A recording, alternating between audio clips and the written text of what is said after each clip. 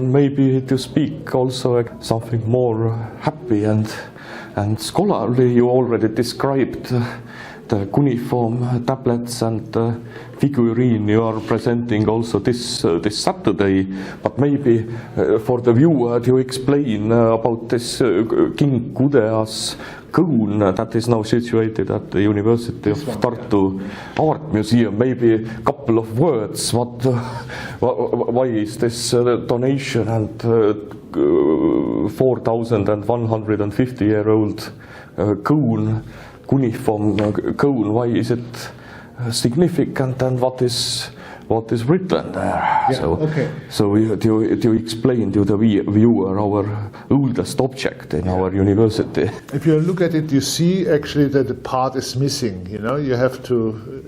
This was somehow, but it was uninscribed. We know this. So what it is actually is look like this. It's a cone. This cone you can place into a mural or in a wall or whatever. And we know that these sort of cones are actually evidencing property rights. We do have text sale documents where actually a sale is effectuated when finally such a cone was put in the wall, so that everybody knows this is the house of Professor Peter Esbach. Yeah, it was written out. So this is a legal side of it. Then this is dedicated to a god, the city god of a small state in southern Iraq. Lagash is the name of the state, and the name of the city god is Ningirsu, and the ruler who actually wrote this cone, or let write this cone, was Gudea. He was very cultural, interested and influential ruler of this period. And there are several, not identical, because it's handwriting, not identical cones, which actually evidence that the god is the owner of the temple in which this item was preserved or put in ground. Actually, it was probably put in ground. So it has a significance. This artifact has significance, of course, for political, religious history of this period.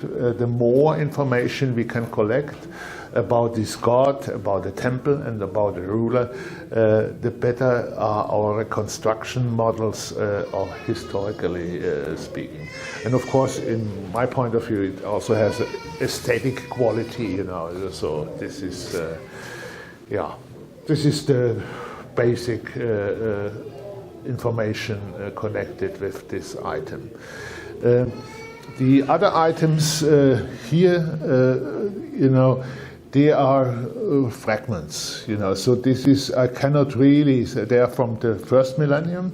I cannot really understand. This is probably a witness list, so it should be a legal document, but this is, I don't know. And this is, as I told you, a lexical list. What is quite interesting is here that you see the lines, not only these are the lines where the writing goes like this, but you have also these vertical lines, the horizontal and the vertical lines. And these are actually, like in a lexicon, the entries separating the words written here. Again, you have to fit this piece, there are duplicates and so available, and then you have to place this piece into the broader context, and eventually you can reconstruct these dictionaries. To say perhaps a word on this lexical list of dictionaries, if you allow. Beside economic documents, the oldest documents, already dating in the late 4th millennium, are these so-called lexical lists. It means dictionary, basically. It means dictionary, yeah, and it is, of course, as well, it means school books, because these lists were used for training the apprentice scribe. So this is, and it's one of the most important Mesopotamian genre, are these lexical lists with, tens of thousands of lines. You know, there are some of them are bilingual, like our modern, Estonian, English, German dictionaries. Some of them are monolingual in the sort of encyclopedia.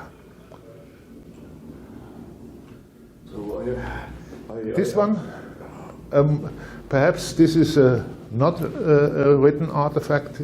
This is a small female figurine, actually dating the early past of the second millennium, and this comes from private households.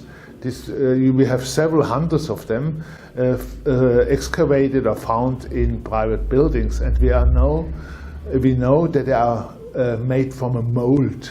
Yeah, so you have the mold, and then you, like a stamp, you can produce several of them.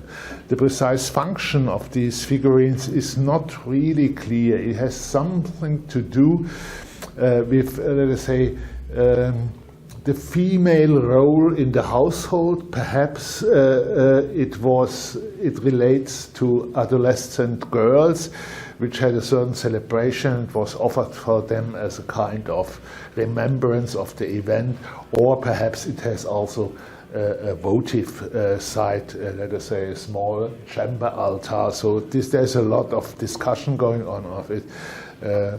It's nothing special, but I think it's quite nice not only to have this sort of cuneiform science, which takes a long training to read. Yeah, so this would be what. So thank you very much for your kind visit and for your knowledge and objects. I personally I read your books about the history of the ancient Sumer and also the city-state Lagash already when I was a second year student, and I even imagined how these scholars might look like who have written all these books. So now I'm already not only imagining but seeing you clearly.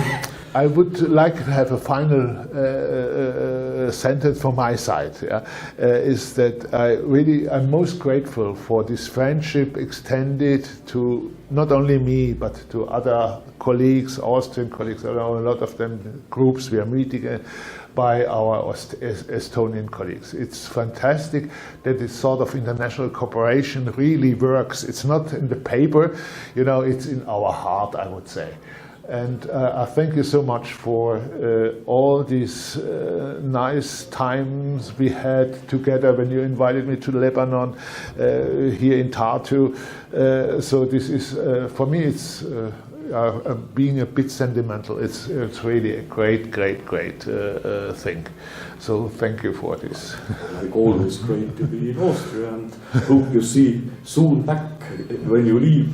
So we start preparing your new visit. And again, thank you for the interview and for the introduction and your opinions.